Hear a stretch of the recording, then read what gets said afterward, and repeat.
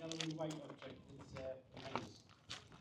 This is 3633, which, as many of you might know, has languished in gardens for 17 years. It was preserved initially, and then gardeners did all the work on it, all the body preparation, did all the naughty bits on it that us engineers know all about, and then its owner decided that it would just sit there. So I got a call 3 weeks ago of John Sullivan, who's one of the bosses of gardeners, and he said, "Really, when are you going to come and get this bus?" I said, "What bus are you talking about, John?" "Got no idea." "Well, this MCW, I think you're going to be buying." "I know nothing about it." Nothing about it at all. So I rang a few people, and my mate Lee, who's had to go, he's got other things on this afternoon, and he said, "Oh, we're on about it," and John Sullivan said, "Oh, well, I thought we wanted an MCW." And I was like, "All right, well, I'll give him a shout." And the meeting next.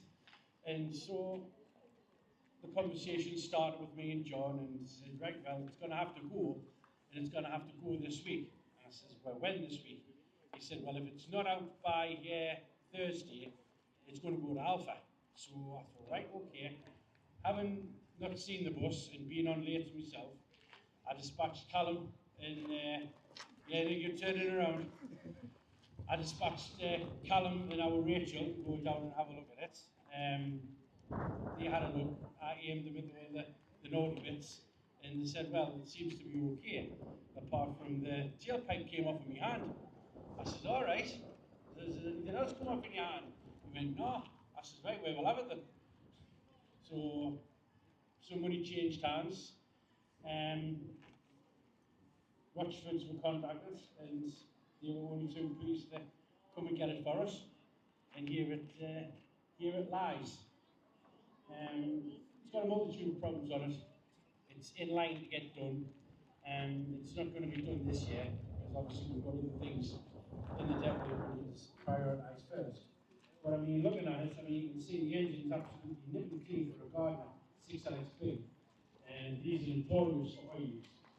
And if you move in there, gardens haven't got a steam cleaning as such, so you're all right. It has got its issues, it hasn't got a gearbox brain, and it hasn't got a gearbox gear selector.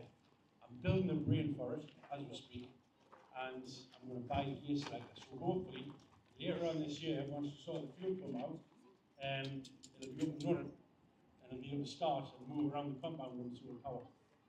The plan is, we're going to get 3814 done.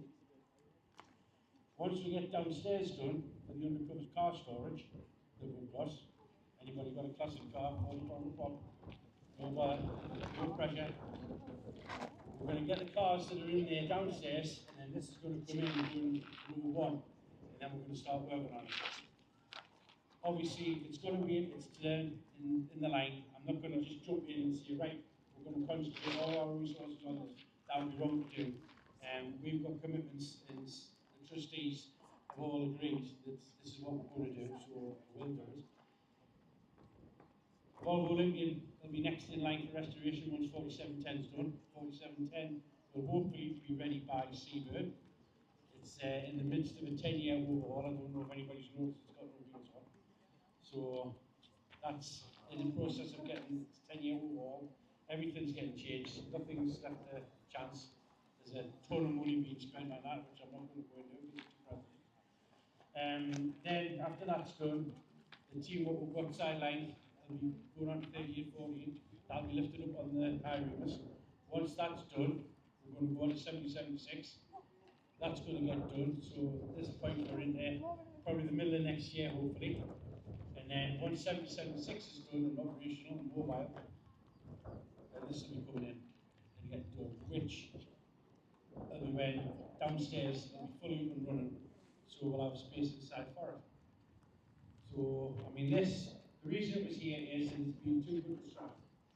I mean, this is one of the 22 MCWs that went down to Marshalls in Cambridgeshire in 1996. Now, 20 odd went into Benjamin Central Works to get done, and 22 went down to Cambridge. The ones that went to Cambridge were extensively rebuilt. They weren't just tinkered with, they were rebuilt. The ones that went to Benton Works were just tinkered with. It was supposed to be another 20 years life extension that got 15 extra years out of them.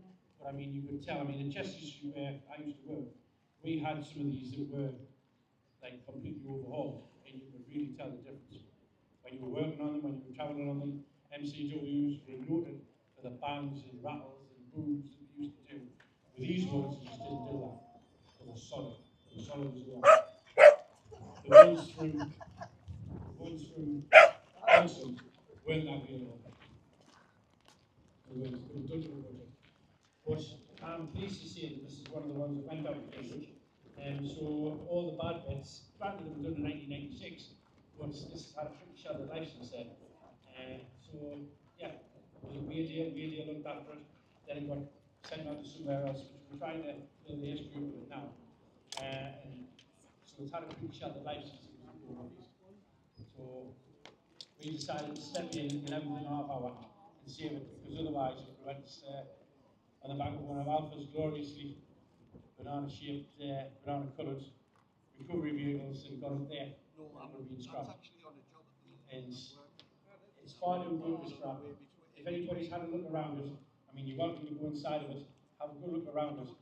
It is a pretty much exceptional vehicle. I mean, it could be as good as 3501, and we know that 3501 is probably the best MCW in the country. Restored. I mean, the money that went into that is just obscene. So if this can be anywhere near what 3501 is, then I'll be happy to see the least. So any questions? Any questions on this? The Volvos, NNRG? This was a very, very short time. It was a very short time. Yes, when these were redone, all of the ones that went to Marshalls in Cambridge got that type of seats. If you go inside, the dead giveaway for a Marshall overhaul of one of these is the rivets on the inside, the type of four microwaves on the seats, the colour of the seats, the fabric on the seats, because these were done primarily for exposed contracts. That's why they've got the anti-tear seats in.